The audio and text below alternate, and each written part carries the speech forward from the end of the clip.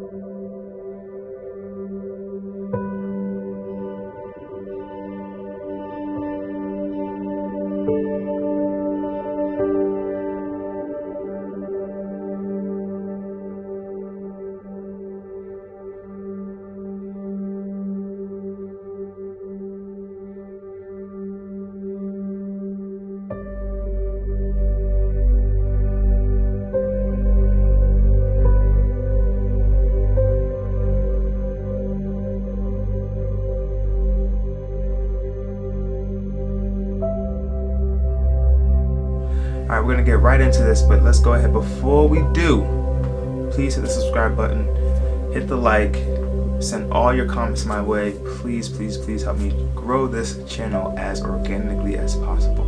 Alright, let's go ahead and get into this thing. Alright, 5 ways of becoming a better dreamer. Alright, let's talk about it. So dreams. Dreams are, I would say, the lifeline of who I am. My life has been a true up and down, true roller coaster.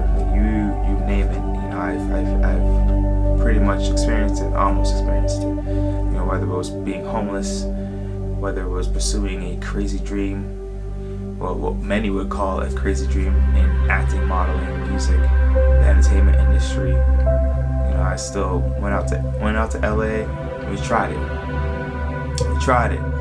And I'm not going to say we failed because we're still doing it. I'm still modeling right now with Woes Management. My homegirl Jessica, good shout out to her.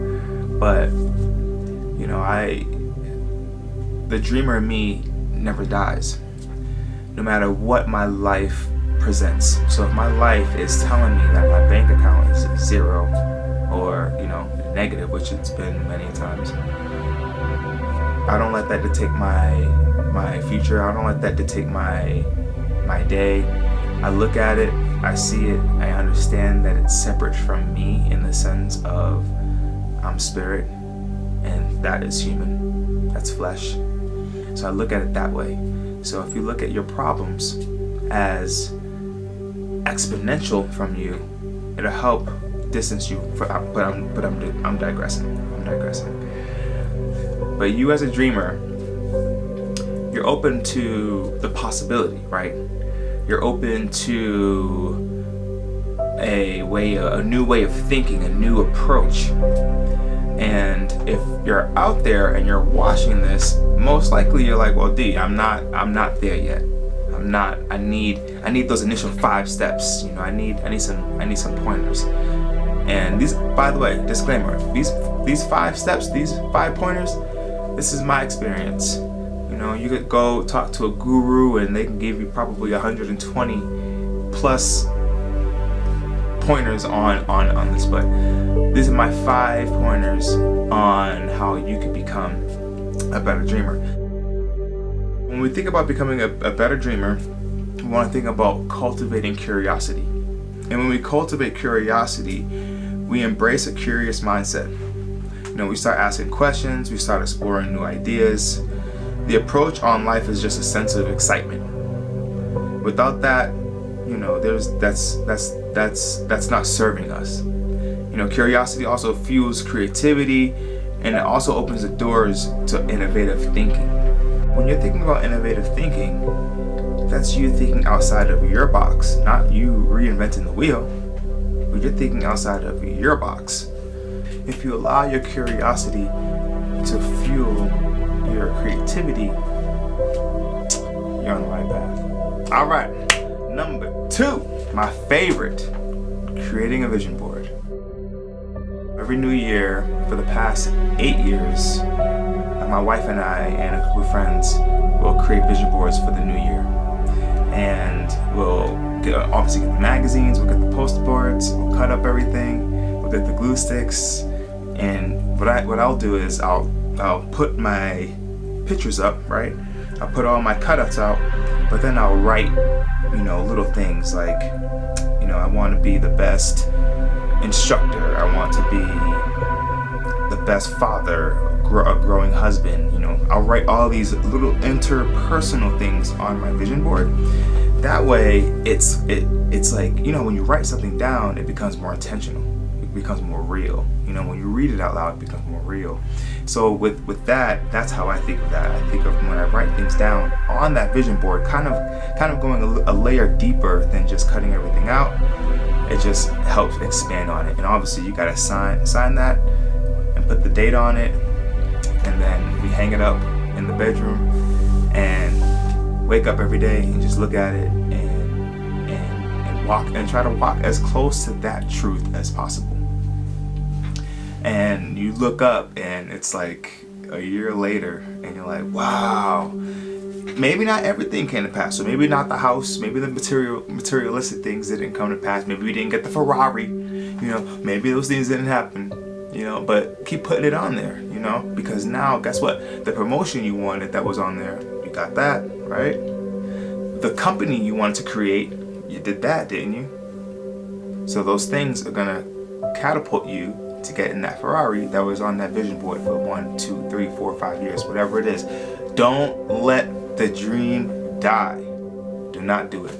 All right, number 3, you want to diversify your experiences. You want to step out of your comfort zone. And you want to expose yourself to diverse experiences. You want to travel.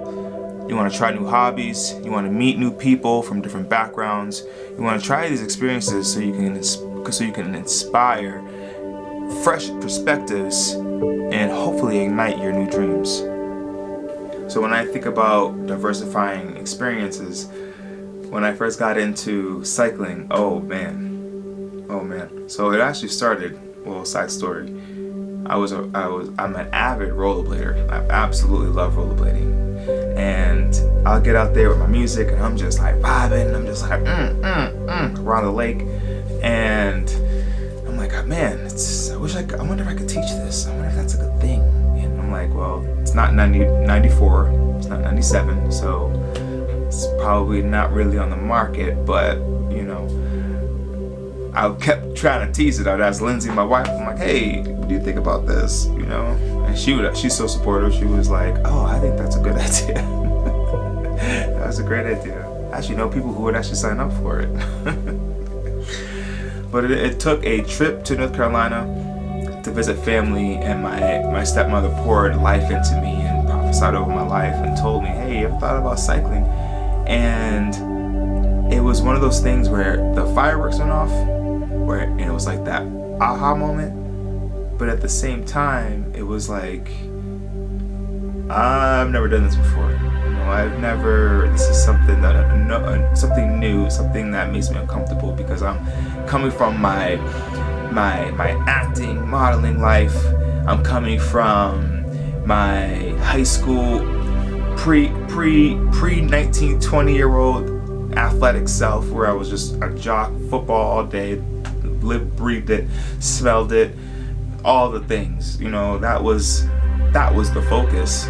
So the idea of just being able to just get on a bike and lead a class and talk while doing it and all of these things was daunting, But the rollerblading, I was like, it's giving me motion, I'm not outside, but I'm moving, and I got loud music in a dark room, so I'm like, oh, I'm here for it. So I auditioned and couldn't find a lead leg. I couldn't find the rhythm. I'm just riding, and just being like, hey, ba ba ba, throwing all the things, not doing. And it was humbling because I made it with all of that, and I got rhythm though. So let's reel that in. During the ride, I took a few rides to get familiar before I auditioned, got my lead leg right, and long story short, it was 3 weeks of training, 3 weeks of people pouring into me, and the feeling of defeat, failure, not being successful, questioning everything under the sun. That's what the 3 weeks was, and it was a position that I wasn't used to, because everything I did, I put myself in a position to be good at it. It was something, or rather, I was something I was naturally good at. So it was just like, oh yeah, this is what you do. There was no challenge. There was no growth until I stepped out of that comfort zone and decided to push something. And now fitness has become my life. It catapulted from one decision. It catapulted to everything that is in front of me. So again, dream big, and diversify your experiences, because I promise you, you're gonna do nothing but grow. Number 4, you want to write everything down. Journal your ideas. If you don't have one already, I would keep a dream journal. You want to write down your thoughts, your ideas, aspirations on a regular basis. This process not only will help you clarify your dreams, but also allow you to track your progress and celebrate your achievements. And journaling is something I personally had to develop over time. My mom, she was a great journaler. Not journalist, obviously, but she was really great at documenting her day, journaling. There we go. She was just really good at journaling her day, her bills. She's very organized in that way. And I did not get that trait. I didn't. And so it was something I had to work at, because I noticed the power in being able to journal. And so once I did, I started releasing. That's how I really started getting addicted to doing it. Is I was able to release my thinking and my mind, and it was such a release. Just like it felt like I don't know if you talked to a therapist before, but it's almost like talking to a therapist, or just being able to just dump your emotions out instead of holding on to that. Because imagine if you just held on to everything and you had no way of just like releasing. Or if let's say if your body decided to shut down all sweat glands, it was like you're not sweating for the rest of your life. You know how I felt? I don't know. I feel like that would do something to the body. I don't think that would be good for the face. Definitely not the face bit breaking out. I'm just saying. So journal, write things down, explore that space. Don't be scared of it. All right, y'all. Last one, number 5. Set realistic goals. You want to break down your dreams into realistic, achievable goals. You want to create a roadmap with clear milestones. This not only makes your dreams more manageable, but also provides a sense of direction and accomplishment for yourself. So start minor. Start little. Small goals lead to big goals. If you try to climb Mount Everest, if you try to do that 14er right now, and you just moved to Colorado from Atlanta, and you're doing a 14er, and you never hiked before,